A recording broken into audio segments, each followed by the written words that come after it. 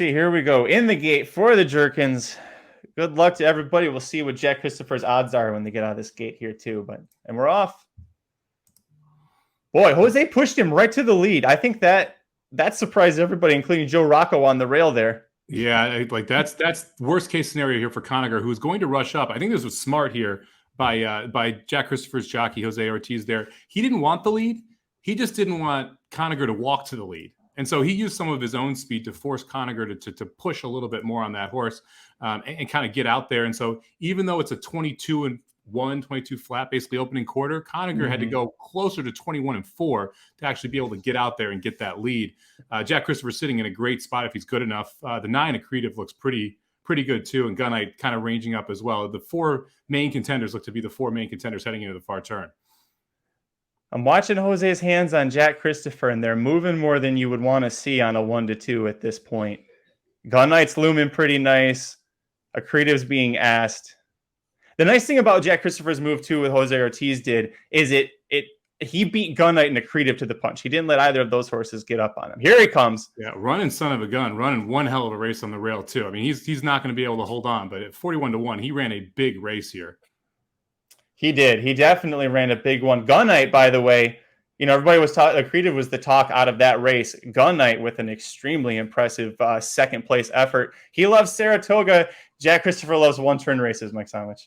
Yeah, he's tough to beat, man. You mentioned that Jose's hands were moving a little bit more there.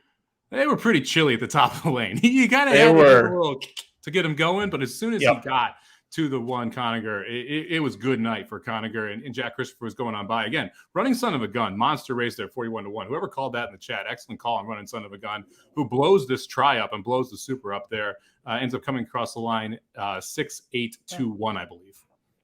Let me go see if I can go find that. Yeah, I'll have to watch that replay back on him because just because I didn't notice him until you mentioned how well he was running there. There it is, Greg Riesland, Accretive and running son of a gun interests me. Accretive didn't go with him. Kind of curious there. I'll have to watch back and see what happened. It just seemed like when Gunite took off from the turn, Accretive just kind of spun his wheels. Yeah, he didn't kind of grab to the ground as much as you would have expected there. Ends up running a pretty disappointing 5th or 6th. Obviously got hung a little bit wide, but it didn't. I mean, this kind of set up for him. You would have thought going 22-1, 22 flat, 44-2, he would have been able to run into this pace, much like you saw Gunite run into this pace. And this was really stretching out Jack Christopher, where you go 108-2 and then comes home in 121-2, runs 13 seconds for that final furlong. At 7th furlong was causing some issues there for Jack Christopher. This could have gotten a little funky if we were going a mile. Gunite, by the way, on his wrong lead pretty much the whole stretch there. So I don't think he would have caught him if he'd switched, but he would have, that I might have been a little bit closer there. All right, so next step for Jack Christopher. Do you go to the Breeders' Cup Sprint? Do you go to the Breeders' Cup Dirt Mile, knowing it's 2 turns at Keeneland? What's your aim? Oh, I'm going to the Breeders' Cup Sprint with this horse. I mean, that was 7 furlongs, and it was getting a little weird. I think you got to go 6 furlongs, and you got to look. There's a ton of speed in that race, and one thing that Jack Christopher has shown a real propensity for is being able to stalk speed and win. He did it again today. He did it at Churchill going a mile. He doesn't need the lead in a race that has a ton of speed horses. I mean, that is a great thing to have. You think about last year with Aloha West getting the job done from off the pace. He has the right style to win that race by open lengths if he's able to do it. Reminds me of Whitmore, actually, and how Whitmore won the sprint there when he kind of sat in that 4th or 5th position, then made a move around the rail. So I think you got to send Jack.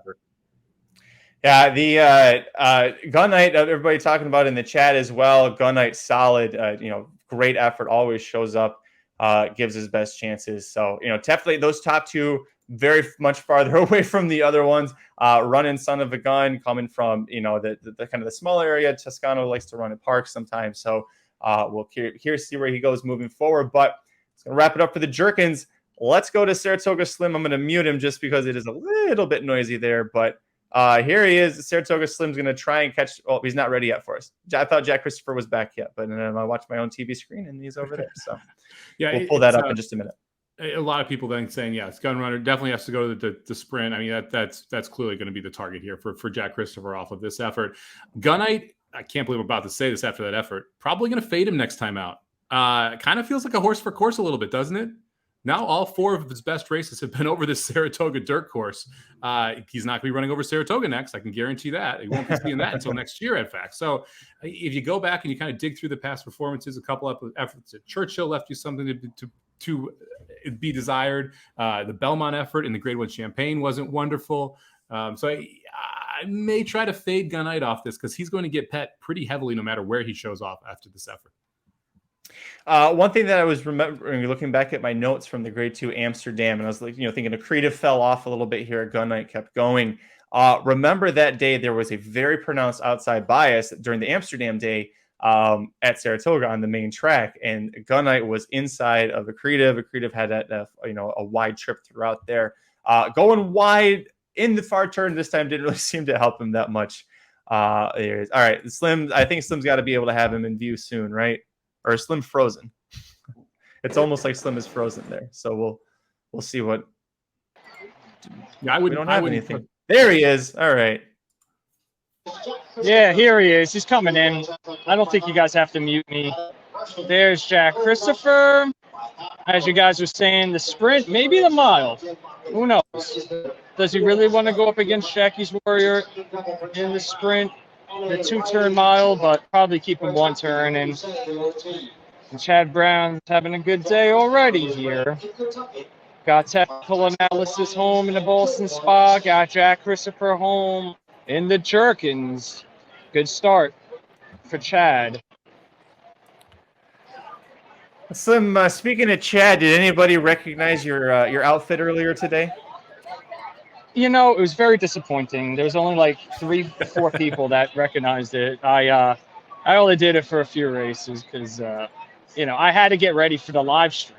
The live stream is more important than everything. But, yeah, got to feel good. Jack Christopher. He didn't go off. Oh, no, the next race. What was his odds, Jack Christopher, in this race? He was 1-2 to win. 1-2.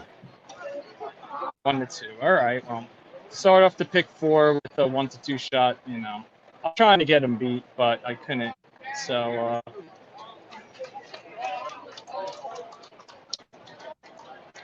he's a good-looking horse. There's Bradley waiting. Bradley all Does he have a backwards hat on? He does not have a backwards hat on today, Bradley. I don't know if he has the. He has the cast. I don't know. But they're not breaking him out. Jack Christopher. They could have rode Jack Christopher out of the courthouse. That would have been good. If Jack Christopher was waiting outside of there, they would have got out quicker. They might have got out quicker than trying to cut somebody off out of the courthouse. They should have had Jack Christopher waiting out front. He would have sprinted them right out of there. Chad could have drove him right out of that courthouse. That would have been awesome. That's a good-looking horse there.